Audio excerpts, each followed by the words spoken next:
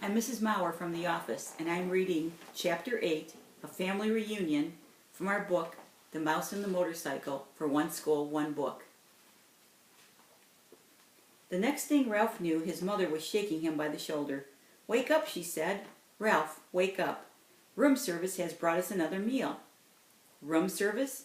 Ralph rubbed his eyes, not believing what he had heard. "Room service has brought our dinner?" "Yes, a real feast. A whole blueberry muffin and a chocolate chip cookie," said Ralph's mother. "Get up. We are having a family reunion." It all came back to Ralph. "Oh, room service," he said, understanding at last. "You mean the boy, Keith." "He is room service to me." Ralph's mother sounded happy and carefree. Ralph sat up. Already his aunts and uncles and many squeaky cousins were arriving by the secret paths in the space between the walls. It was a long time since anyone had had enough food for a family reunion, and there was rejoicing in the mouse nest for everyone but Ralph. He was thinking of the motorcycle he had lost and the promise he had broken.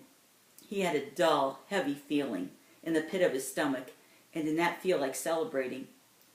"Why, there's Ralph!" squeaked his Aunt Sissy, who thought she was better than the rest of their family because she lived in the bridal suite, where she led her relatives to believe riches of rice fell to the carpet when the bride took off her hat and the groom shook out his coat.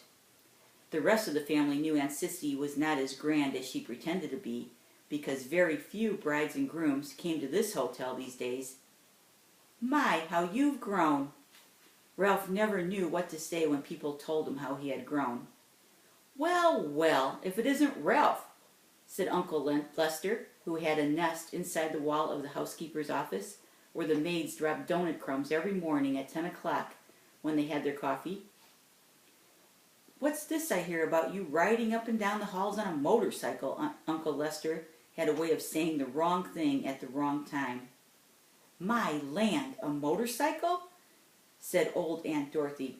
"Isn't that pretty dangerous?" "Wouldn't mind riding one myself if I were a year younger," said Uncle Lester. All the little cousins came crowding around Ralph. "Show us your motorcycle," they squeaked. "We want to ride it. Come on, give us a ride on your motorcycle, Ralph. Huh, Ralph? Come on, Ralph, please." Ralph knew he was expected to be polite to all his relatives, even the squeaky little cousins. "Well," embarrassed and ashamed, he looked down at the floor. "I sort of lost the motorcycle in a pile of sheets and pillowcases." "Lost the motorcycle? Oh, Ralph!" cried his mother, genuinely alarmed. Ralph knew what she was thinking. Did this mean the end of room service? Did she have to go back to pilfering crumbs for his brothers and sisters? "That's a young mouse for you," said tactless Uncle Lester. "Can't take care of anything." "If anybody asked, I think it's a good thing he lost it," said Aunt Dorothy. "Riding a motorcycle is just plain foolhardy." All the little cousins looked disappointed and sulky. "I don't think he ever had a motorcycle," said one. "I bet he just made it up," said another, and the rest agreed. Ralph felt terrible. The family reunion swirled around him. The muffin and cookie were divided. Cousins fought over the blueberries. Uncles, usually overweight uncles, asked for second helpings. Everyone talked at once. The little cousins finished their dinner and went racing around the mouse nest. The aunts and uncle raised their voices to be heard above the racket their children made. Suddenly, there came from the knothole a noise that drowned out the squeaks and squeals of young mice at play. "Shh!" Not a mouse moved. They looked at one another, too terrified to speak. "Psst! Hey, Ralph, come on out," whispered Keith at the entrance to the mouse nest. Ralph's mother gave him a little shove, but no one spoke. With heavy feet, Ralph walked to the knothole, but he did not go out into room 215. "What do you want?" he asked. "You and your family better be quiet in there or my mother will hear you." "You know how she is about mice," Keith said. "I don't know why people say things are quiet as mice. You sounded pretty noisy bunch to me." Behind Ralph, his relatives began to tiptoe quietly away to their own homes, leaving his mother to do all the cleaning up. "Did you have a nice picnic?" Ralph asked, dreading what he must tell the boy. "Yes, we saw an old mining town with a real jail with bars on the windows." Keith reached into his pocket and pulled out something curved and hard and white with a rubber band fastened to it with a piece of Scotch tape. "I brought you a present," he said. "Come on out." Puzzled and curious, Ralph squeezed through the knothole. What is it?" he asked. Whatever the object was, he had never seen anything like it. "Half a ping-pong ball I found down in the game room," said Keith. "See, I patted the inside with thistledown and anchored the rubber band to the top with Scotch tape." "What for?" Ralph still did not understand. "A crash helmet for you." Keith set the half ping-pong ball on Ralph's head and slipped the rubber band carefully around his whiskers until it rested under his chin. "There, that's just right. You need it big so there will be plenty of room for your ears. When you ride a motorcycle, you need a crash helmet." Ralph peered at Keith from under his new crash helmet, which rested lightly on his head.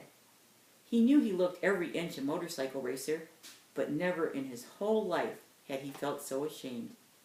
He longed to crawl off into his hole and never face Keith again, but his conscience, which until now he did not know he had, would not let him.